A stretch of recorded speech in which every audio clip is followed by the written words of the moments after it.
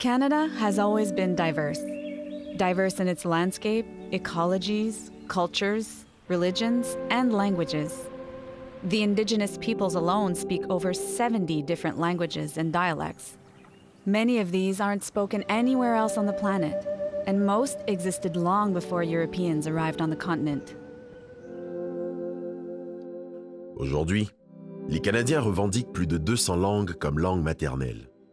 Du mandarin au punjabi, du tamoul à l'arabe, en passant par l'ukrainien et l'italien, les Canadiens s'expriment avec d'innombrables mots. Et chaque mot compte, car chaque langue est une façon de voir le monde. Quand une langue disparaît, c'est donc une vision du monde que l'on perd à jamais.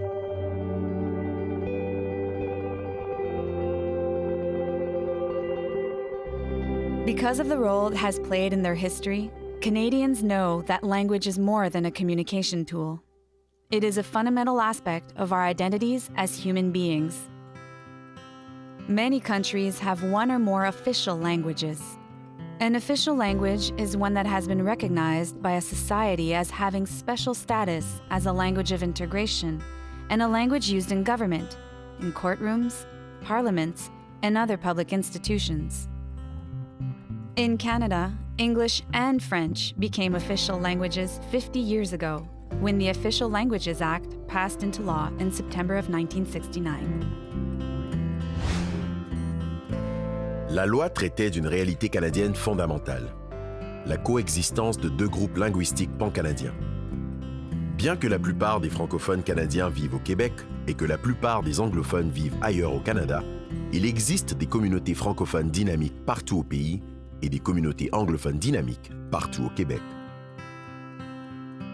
En fait, il y a eu des communautés francophones dans les maritimes et dans certaines parties des prairies bien avant que l'on y parle un mot d'anglais.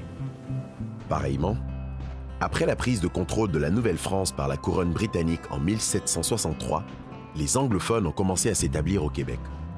Autrement dit, les francophones et les anglophones vivaient côte à côte bien avant la Confédération. Et la plupart du temps, leur coexistence s'est déroulée sous le signe du dialogue et du compromis. So the Official Languages Act didn't come out of the blue. As early as 1847, the Francophone and Anglophone political leaders, Louis-Hippolyte Lafontaine and Robert Baldwin, worked together to ensure that Francophone members of the House of Assembly, in what was then the province of Canada, had a right to express themselves in their language. And in 1867, the Fathers of Confederation made both English and French Canada's legislative and judicial languages. But it wasn't until 1969 that the two languages found truly equal footing across federal institutions and in the national consciousness. The Official Languages Act made explicit a principle that had remained implicit until then, the principle of linguistic duality. La dualité linguistique ne signifie pas que tous les Canadiens doivent parler les deux langues officielles. Cela ne signifie pas non plus que les autres langues ne sont pas valorisées au Canada. Cela signifie que, partout au Canada, le français et l'anglais sont les langues de notre conversation nationale, de notre démocratie, de nos communautés, de nos écoles, de nos institutions, de nos milieux de travail et de nos espaces culturels. Ces deux langues coexistent avec les langues autochtones, qui sont les premières langues du Canada, et elles sont enrichies par la présence d'une diversité croissante d'autres langues et cultures. La dualité linguistique signifie aussi que, lorsqu'ils traitent avec les institutions fédérales, tous les Canadiens ont le droit d'être servis dans la langue officielle de leur choix, peu importe leur province ou territoire de résidence. Ce droit contribue à nous définir en tant que Canadiens et fait partie de notre identité canadienne. Provincial governments are not bound by the Official Languages Act. In fact, of Canada's 13 provinces and territories, only New Brunswick, Yukon, the Northwest Territories, and Nunavut recognize both French and English among their official languages at the provincial or territorial level.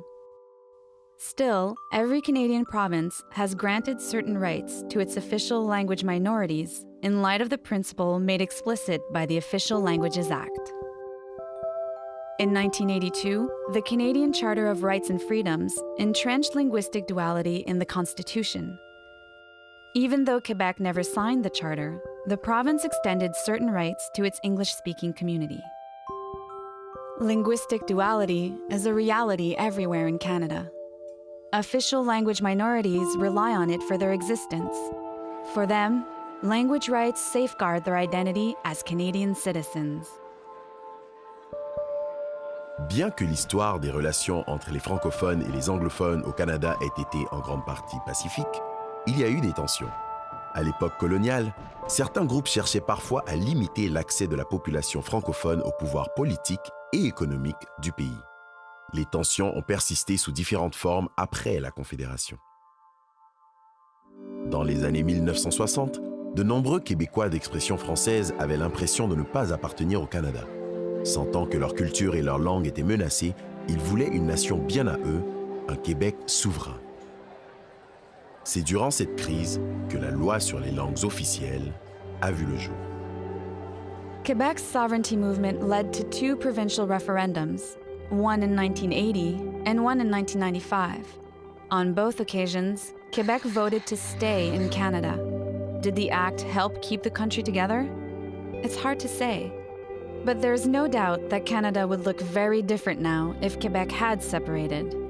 And the Official Languages Act certainly made official language minorities feel more at home, strengthening the country as a whole. The Act helped crystallize an ideal of Canadian unity. It told us that Canada could exist in spite of, or even thanks to, internal differences that were there from its foundation. Canada is a land of differences. With its 200 mother tongues, its rich Indigenous heritage, its vibrant mosaic of cultures, and its history of tolerance and dialogue, this country makes for a unique and powerful experiment. Les gens qui visitent le Canada s'étonnent souvent de la diversité du pays. En 2017, la BBC a nommé Toronto la ville la plus diversifiée du monde. Cet esprit d'inclusion et d'ouverture a constitué pour les Canadiens une source de fierté et un défi perpétuel au cours des 150 dernières années. La dualité linguistique a joué un rôle essentiel dans la promotion de cet esprit d'ouverture que les gens du monde entier envient aujourd'hui. Having two official languages means that in Canada, there are at least two words for everything. Well, everything except one. There's only one word for Canada.